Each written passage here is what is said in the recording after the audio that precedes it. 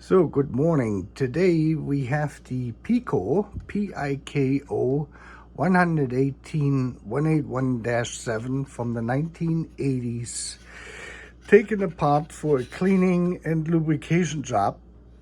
This is a engine which was made by Piko, which was a government-owned manufacturing business in East Germany from 1949 until the collapse of 1989, 1990.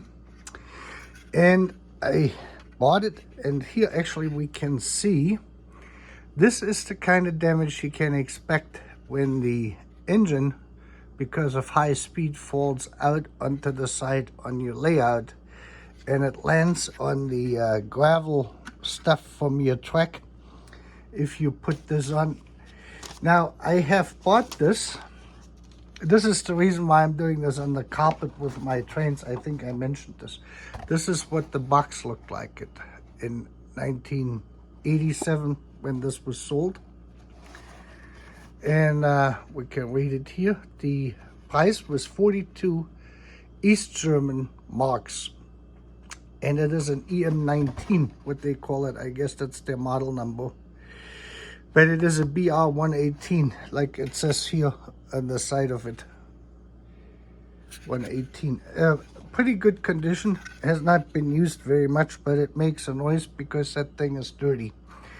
Now, let me give you an idea for those who are not familiar with East Germany.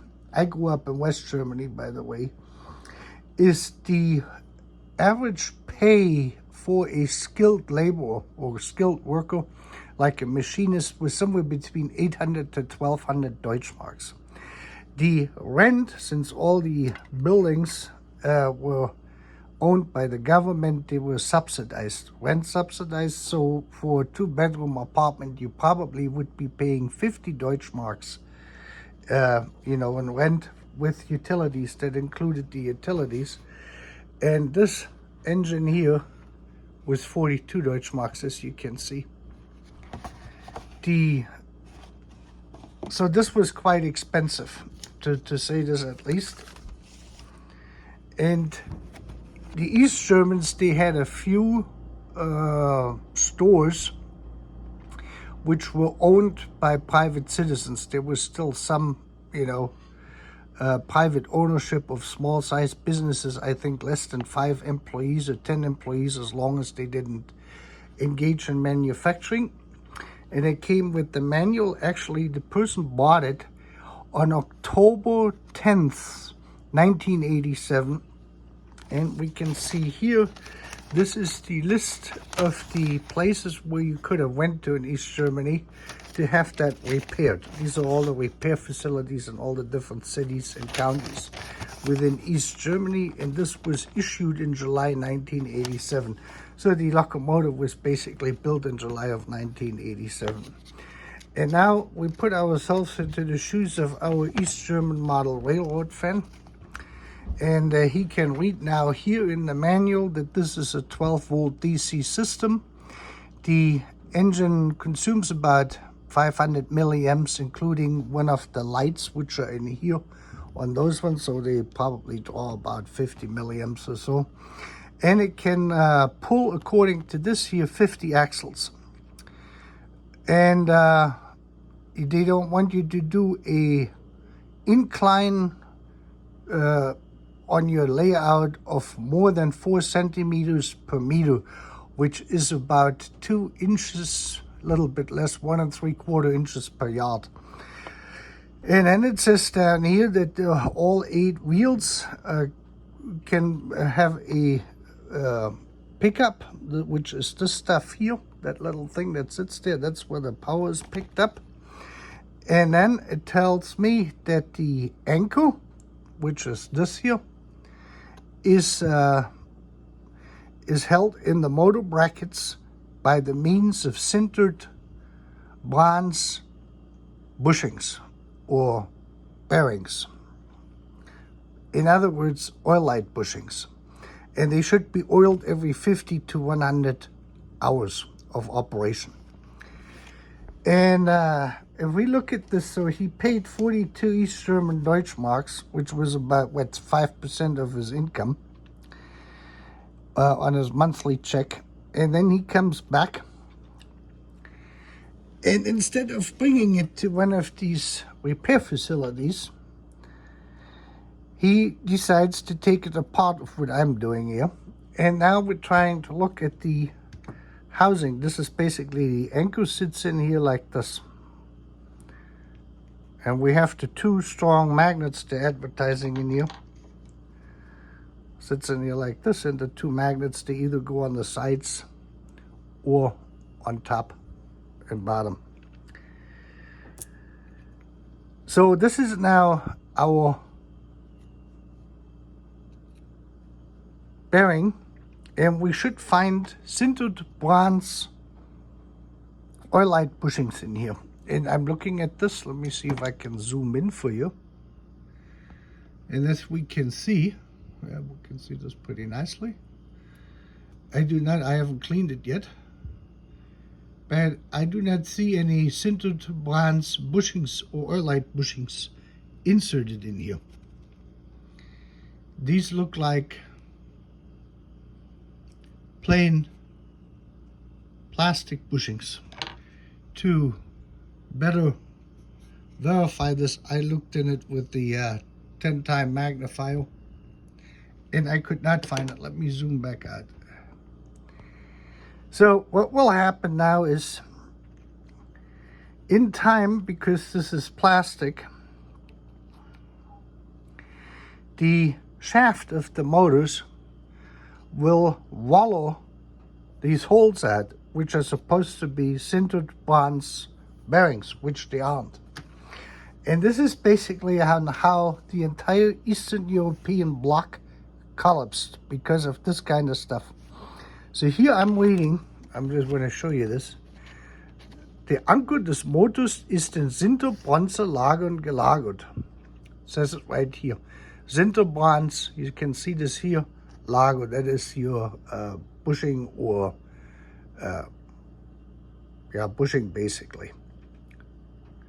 Bearing. And there is no sinterbronze bushings, bearings of any way, form, or shape in here. It's just not there. And this is how this whole thing fell apart. So this will wallow itself over time fairly quickly out. You can see this, we have a little bit of spiel in there. Not too much yet, but it will get there. And this will get worse. For the non-Americans, the term wallowing is American English.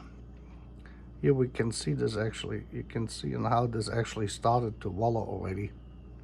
Let me see, I'm gonna zoom back in here if it lets me. Yeah.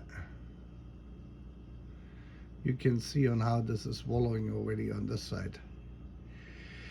Wallowing is an American activity when you have to drill a hole to accommodate a bolt, and you're drilling the hole and then you find out that your hole is a little bit too narrow to fit the bolt through the hole.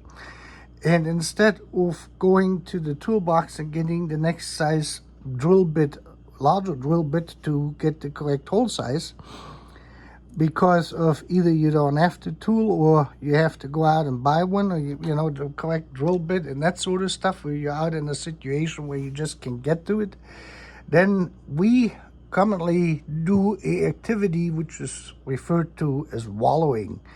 You move the drill, the electric drill with the drill bit in a circular motion, and you increase the diameter of the hole, which no longer will be a hole, but it will be, the diameter or the opening will be large enough to accommodate your bolt. It is no longer centered, but for bolt purposes it is usually good enough. That's what we mean by wallowing. And this has taken place because our bronze, sintered or sintered bronze oil light bushings are not in here where they're supposed to be here. So I have spent now 42 East German Deutschmarks or East German marks, and I have no sintered bronze bearings in here. Even though the manual tells me that my socialist government was supposed to be giving me something good, and I, according to the price tag on this thing, paid for it in hefty. I paid almost as much for the engine as what I had paid for my rent for my 2-bedroom apartment, just to give you a relationship in this. The other thing on these older Piko locks too is that these plastic gears here, they will come loose from the axle and rotate freely. And this is basically the cross linkage on this here. They go like this. They can all come loose basically. Let me see if I can set this in here. This is the carriage. So you have this thing here sitting in here on the bottom basically, and then the wheels just go over like this here. When you rotate this, they rotate. They tend to come loose as well, but there's no word about it that is sintered bronze bearings either, or guides, or you know, that sort of thing. And then this here is the actual coupler for the shafts, which goes on here. And this system is similar to what Loco and Rover uses. So the entire engine basically is all plastic. It's minimized in terms of labor and assembly, or assembly labor needed. What I will have to do to correctly fix this is actually to drill this out exactly in the center with a micro drill, and then find oil light bushings for the diameter of the shaft on both sides, and then basically press fit them in here so they actually do get the promised sintered brass bushings basically into here, for this to not wallow out any further. But for the moment, what I'm going to do is I'm going to clean this, I'm going to put it back together, and then I'm going to put it on the track for you. Okay, I'm going to probably just post a short video for that, but this is what I wanted to show you. And the East German government here also stated that might be an interesting fact, is that we should use for oiling purposes a watchmaker oil number 4, which the ARP easily had in East Germany, or car engine oil. Now you have to remember that the car engines were very different in East Germany than what they were anywhere else in the world, and so was the engine oil. So when they're referring to engine oil, they're not talking about the engine oil we are accustomed to. That was a completely different breed altogether. Sewing machine oil and bone oil, whatever that is, they say are unsuitable for this. And this is why I got this oil yesterday here, which is the Label 107 with PTFE, which is supposed to be working for these type of plastic wheels, which we are now getting in our locomotives, in the today's locomotives, basically from China, because they're all going to have a very similar setup of what you're seeing here. And with that, you have a great day.